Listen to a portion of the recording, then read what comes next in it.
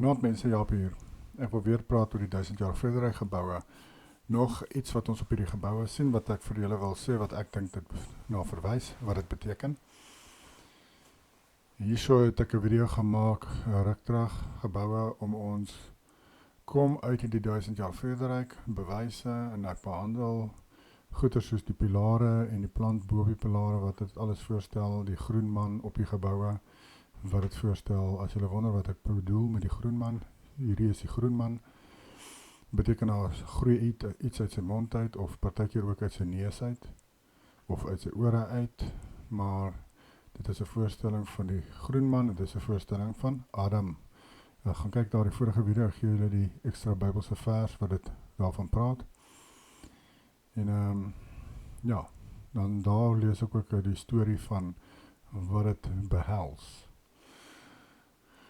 In elk geval, ons sien hier so hierdie voorstelling van Adam word geteken as wit met blou oë, wat interessant is, want dit is ook in die rigting waarvan ek gaan praat vanaand oor die gebouwe, iets wat ek vir julle gaan wys. En om te begin, ons sien 'n duif, die Bybel praat van duwe, hierdie duwe, lyk hulle, en as jy in die Bybel gaan kyk, his eyes are like doves by the river of waters. Songs of Solomon 5 vers 12, of Hooglied 5 vers 12. Sy oë soos duwe by waterstrome in melkgewas, sittend by 'n volle bron. Ons sien na die Sulamitiese vrou, sy word ook na verwys as iemand met blou oë, of blou-grys oë, want haar oë is ook soos duwe, sê haar geliefde, sê haar oë is soos die van duwe, lyk soos duwe.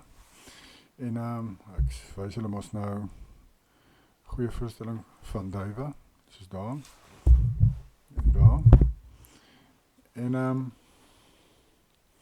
en daar selfs. Maar wat ek oor gaan wil praat is die skulpe wat ek hier vir julle wys. En ek weet nie of ek daai ander prentjies oop het hier nie. Maar in elk geval, hierdie spesifieke skulp, sy naam is scallop, great scallop in Engels, maar in Afrikaans noem hulle die kammossel. Nou, ek het nog nooit daarvan gehoor nie. Ek het van mossels gehoor, maar nie van die kammossel nie. Maar dit is wanneer dit verwys. Die kammossel. So wit skulp, en mens sien dit op hierdie 1000-jarige Frederik gebouwe. Nou, wat ek interessant gevind het toe gaan oplees oor hierdie kammossels, sien julle hierdie blou goedjies, dis sy oë. Hy het iets soos 200 sulke blou oë. Hierdie spesifieke scallops, hulle het blou oë. Wie sou dit nou kan raai? Nou, op hierdie gebouwe sien mens baie keer hierdie kammossels, of die scallops, so, en dan binne dit sit hulle partykeer 'n gesig van 'n persoon, of 'n persoon, of soos hierdie 'n kroon met van die stamme van Israel se embleme in, en sleutels. Ek dink hierdie is 'n verwysing na Joshua, met die kroon verwys na Joshua, die regeerder. Hy het die sleutels van die doderyk gevat, hy het die sleutels ook, hy regeer oor die aarde en die doderyk. So hy het die sleutels van alles. En dan hierdie symbool hierso, hulle noem dit ook die vredelies, maar dit is ook 'n verwysing na Ruben. As julle gewonder het, waar gaan ek dit nou kry hierso? Ruben, daar is hy, vredelies. En die ander symbool daar gaan wees van Juda en van Josef.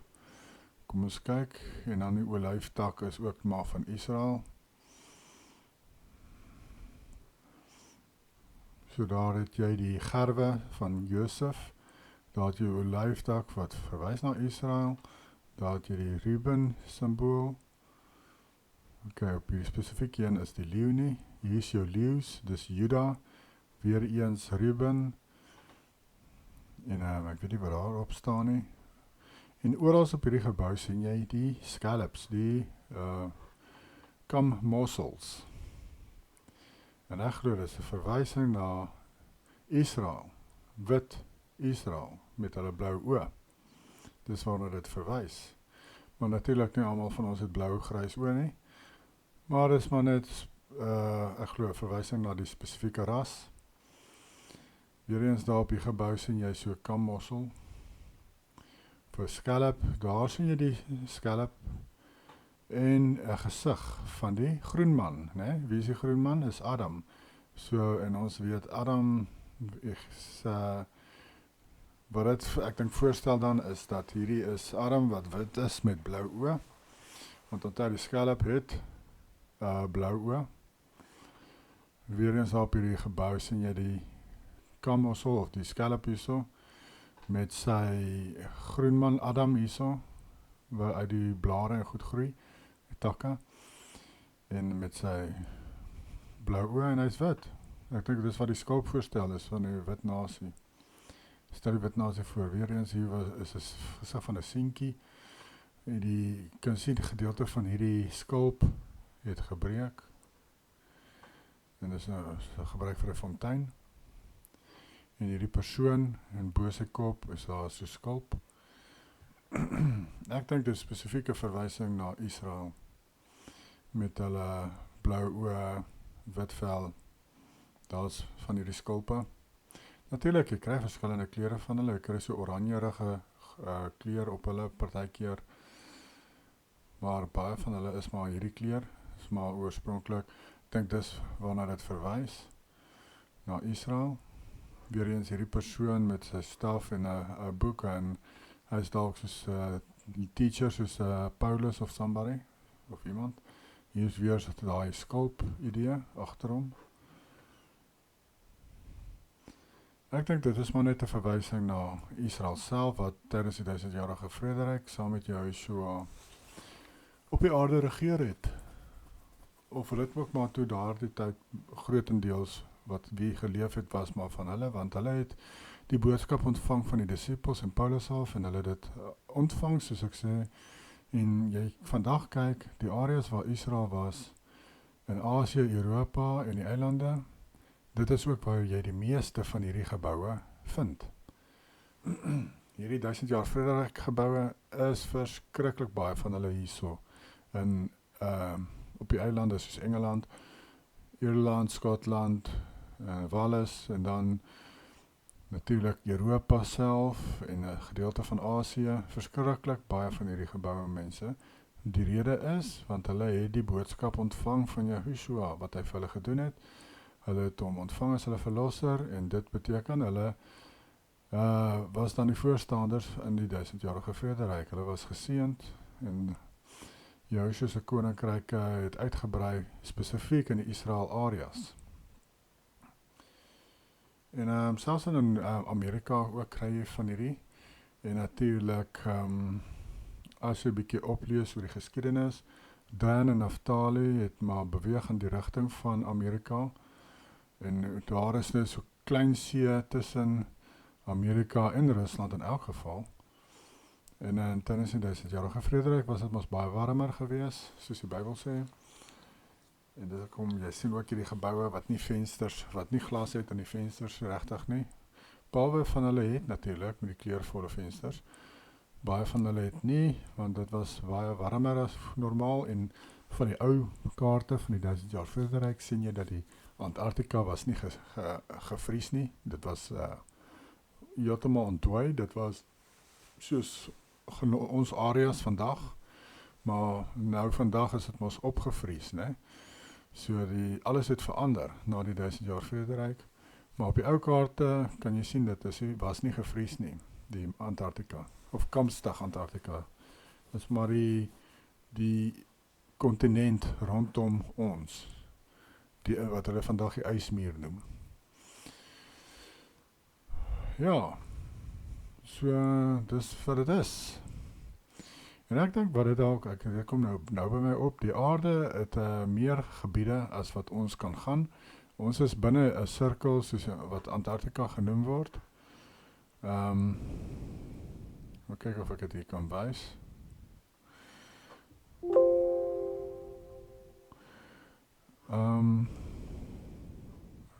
Rekord hy nog? Kyk, ja, hy rekord nog. Ek het 'n prentjie hierso daar.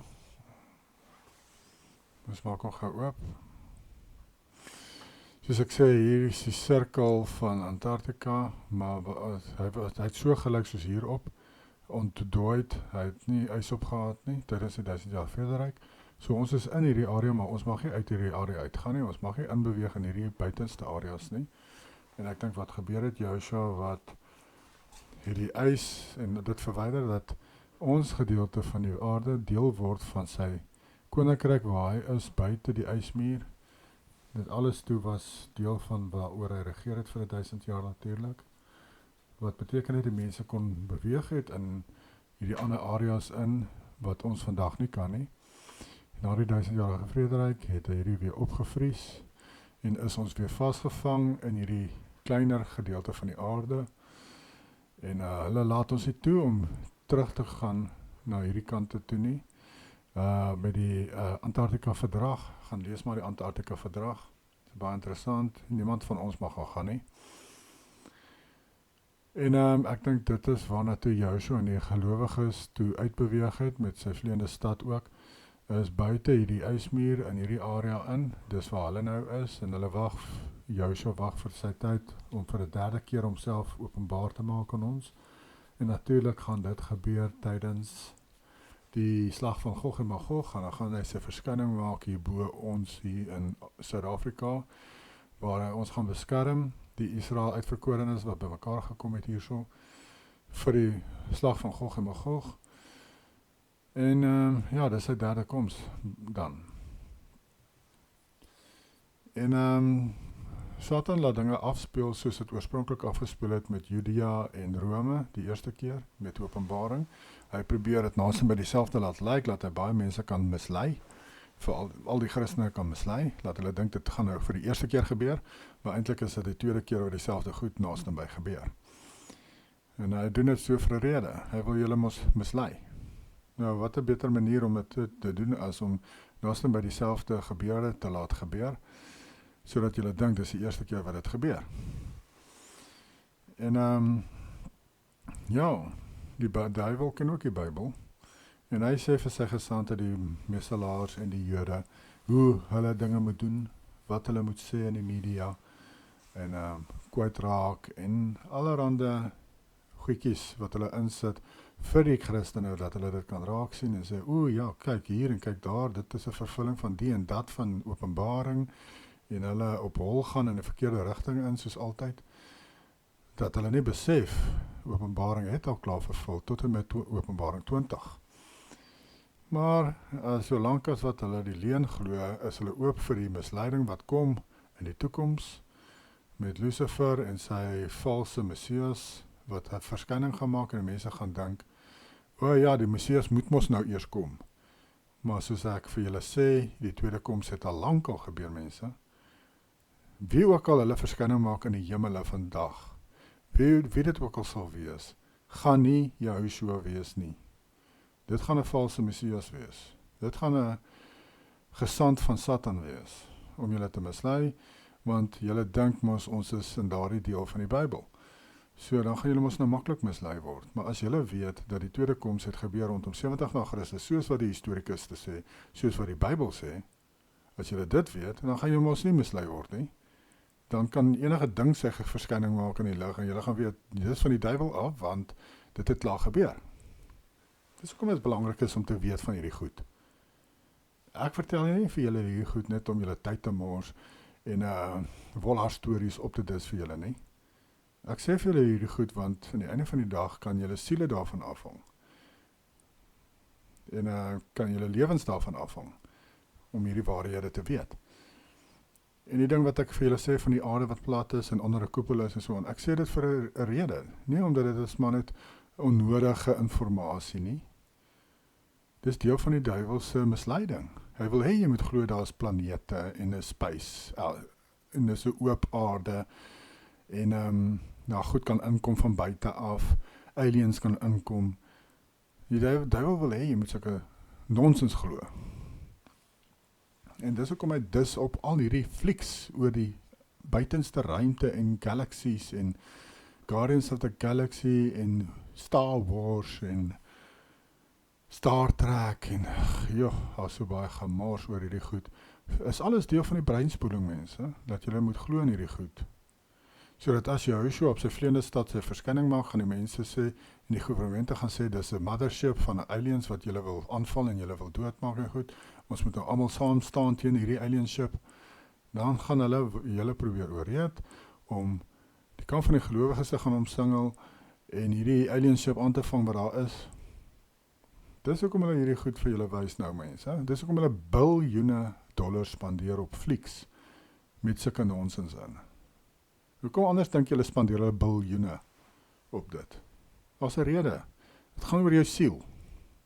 Dit gaan oor jou siel. Jy moet die waarheid weet. Dan as hierdie goed gebeur, dan weet jy, dit is 'n klomp pot snot, man. Dit is 'n klomp nonsens. Hulle het vir jou gelieg en jy glo dit nie, want jy weet dit het klaar gebeur. Jy weet wat het klaar gebeur. Jy weet hoe lyk die aarde. Jy weet daar's nie planete nie. Dan gaan jy mos nou nie mislei kan word nie. Die duiwel wil nie hê jy moet hierdie goed weet nie, want hy weet, hoe meer jy weet, hoe minder gaan hy jou kan mislei. En ja, dis waaroor ek wou gepraat het. 'n Bietjie aan 'n ander rigting ingepraat, maar dit maak nie saak nie. Miskien is dit wat julle ook moes hoor. Groete vir julle. Totsiens.